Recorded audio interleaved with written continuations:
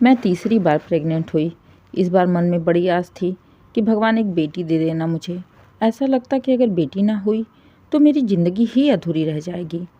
2 बेटे पहले से थे, लेकिन एक बेटी की चाह में तीसरी बार पूरे परिवार के खिलाफ चली गई, जिसकी वजह से सासू माँ के ताने सुन सुनकर मेरे दिमाग की नसें फट जाती। जो बेटी अभी पैदा नहीं हुई उसके लिए अभी से बार बार मुझे ताने देती।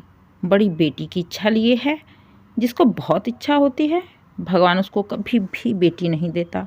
और बेटी हो भी गई तो तुम्हें क्या करना है, झेलना तो मेरे बेटे को पड़ेगा। दर दर की ठोकरें उसे खानी पड़ेगी।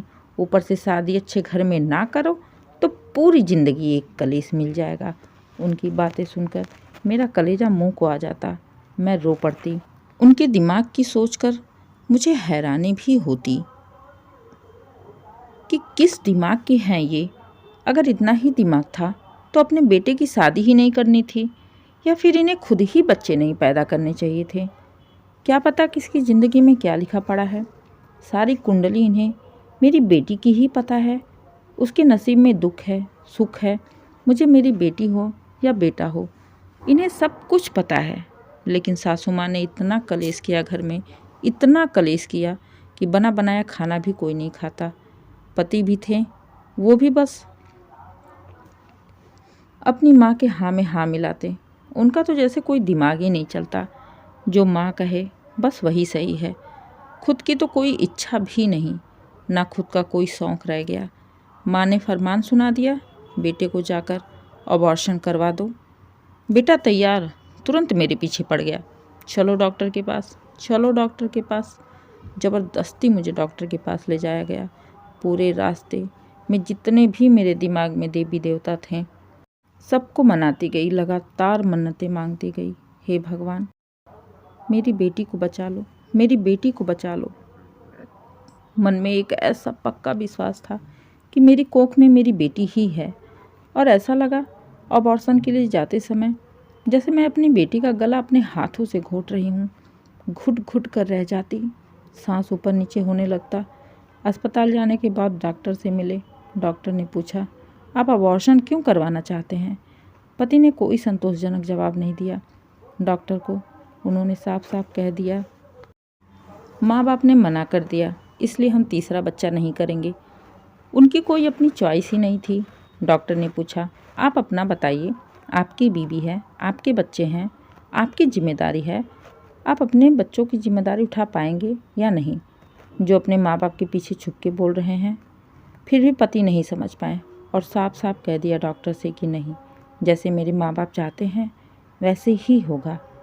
उनका कहना है अबॉर्शन होगा तो मतलब करवाना है।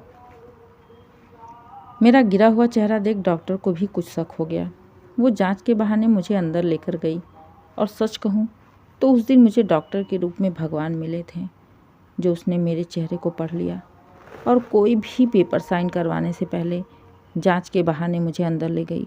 और वहाँ पर मुझे बड़े ही प्यार से कहा, श्रेया तुम बताओ, तुम्हारे पति का रीज़न तो मुझे कुछ समझ में नहीं आ रहा, लेकिन तुम्हें देखकर ऐसा नहीं लगता कि तुम अबॉर्शन करवाना चाहती हो।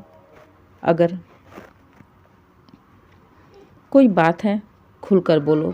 जब से मेरी बेटी पेट में पड़ी तब से पहली इंसान थी जिन्होंने मुझे इतने प्यार से बात करी।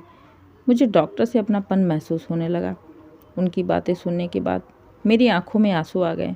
रोने लगी मैं, उनके पैरों पर गिर पड़ी। डॉक्टर प्लीज़ बचा लो, मैं अपने बच्चे को नहीं खोना चाहती, मैं ये बच्चा नहीं गिराना चाहती, मुझे मेरी बेटी चाहिए। अगर मेरी बेटी ना हुई तो मैं अपनी जान दे दूँगी, चाहे मेरी बेटी अभी भले पैदा ना हुई। लेकिन ऐसा लग रहा है जैसे मैं अपने हाथों से अपनी बेटी का गला दबा रही। मैं अपनी बेटी की हत्यारा नहीं बन सकती। प्लीज़ मुझे बचा लो इस पाप से, प्लीज़ मेरी बेटी को बचा लो डॉक्टर। उनके पैरों को पकड़ के ज़ोर ज़ोर से रोने लगी। डॉक्टर वाकई में बहुत अच्छी थी। उसने मुझे उठाया, पानी पिलाया, मेरे आंसुओं को पोंछा और कहा, श्रेया तुम बिल्कुल चिंता मत करो, तुम्हें और तुम्हारी बेटी को कुछ भी नहीं होगा। अगर तुम नहीं चाहती ये बच्चा गिराना तो दुनिया की कोई भी ताकत तुम्हारे साथ ज़बरदस्ती नहीं कर सकता, तुम चलो मेरे साथ। वो मेरा हाथ पकड़ के बाहर लेकर आई। मैं डर गई, कहीं बाहर आकर मेरे पति को कुछ उल्टा सीधा ना बोलने लगे, जिससे घर पर जाकर मुझे सासू माँ की और भी बातें सुननी पड़ेगी। घर की इज्जत डॉक्टर के आगे रख के आ गई, लेकिन सच में डॉक्टर मैडम इतनी अच्छी थी कि उन्होंने मेरे पति से कहा, देखिए, अगर आप अबॉर्शन करना चाहते हैं तो मैं अबॉर्शन करने के लिए तैयार हूँ, लेकिन एक प्रॉब्लम है। प्रॉब्लम? कैसी प्रॉब्लम? पतिदेव ने तुरंत बोला। तो डॉक्टर ने कहा, देखिए, बच्चा 3 महीने का होने वाला है और इस समय अबॉर्शन करना रिस्की हो सकता है। इससे माँ की जान को भी खतरा हो सकता है। ब्लीडिंग ज़्यादा होगी तो फिर कुछ कहा नहीं जा सकता। पूरा चांस नहीं लेंगे हम, लेकिन अबॉर्शन करना कहीं आपके लिए भारी ना पड़ जाए। एक बार आप अपने परिवार वालों से बात कर लीजिए, इसके बाद मुझे बताइएगा। इतना सुनते ही मेरे पति डर गए। वो मुझे बहुत प्यार करते थे, बस अपनी माँ की बातों में आकर मेरी सुनते नहीं। लेकिन जब उन्होंने सुना कि मेरा अबॉर्शन करने से मेरी जान पर बन आएगी, तो उन्होंने तुरंत ही डॉक्टर को मना कर दिया और बोले, नहीं डॉक्टर, हमें अबॉर्शन करवाना ही नहीं, जो नसीब में होगा देखा जाएगा। कहते हुए मेरा हाथ पकड़ के केबिन के बाहर निकलने लगे। मैं नज़रें झुकाए चुपचाप उनके पीछे चल पड़ी। दरवाजे पर जाते ही रुककर पलटकर डॉक्टर को देखा, जो मुझे देख मुस्कुरा रही थी। मैं नज़रों ही नज़रों में उनका धन्यवाद किया। वो मेरी मनोदशा समझ गई और मेरा मनोबल बढ़ाते हुए मुस्कुरा पड़ी। घर आने के बाद जब सारी बातें माँ जी को पता चली, तो उन्हें जितना कहना था, जो कहना था, मुझसे कहा। बहुत कुछ उल्टा सीधा कहा, माँ बाप तक पहुँच गई, कितनी गालियाँ दी, लेकिन फिर भी मैं उनकी सारी बातों को इग्नोर करके बस दिन रात भगवान से मनाती रही, भगवान, इतनी लड़ाई के बाद कम से कम एक बेटी तो ज़रूर दे देना, निराश ना करना। और आखिरकार 9 महीने के बाद वो दिन आ ही गया। मेरी गोद में एक प्यारी सी गुड़िया खेल रही थी। मेरे मन की इच्छा पूरी हो गई थी, मेरी मुराद पूरी हो गई थी। मुझे दुनिया की सबसे बड़ी खुशी मिल गई थी, इसलिए मुझे दुनिया की कोई भी फिक्र नहीं थी। मेरे कोई भी मेरे बारे में क्या सोचे क्या ना सोचे। पति से लड़ के झगड़ के मैं अपनी बेटी और अपने बच्चों को लेके दूर चली गई, अपनी सासू माँ से इतनी दूर जहाँ उनकी रोज़ की चकचक से दूर मैं अपनी बेटी के साथ सुकून भरी ज़िंदगी बिता सकूं।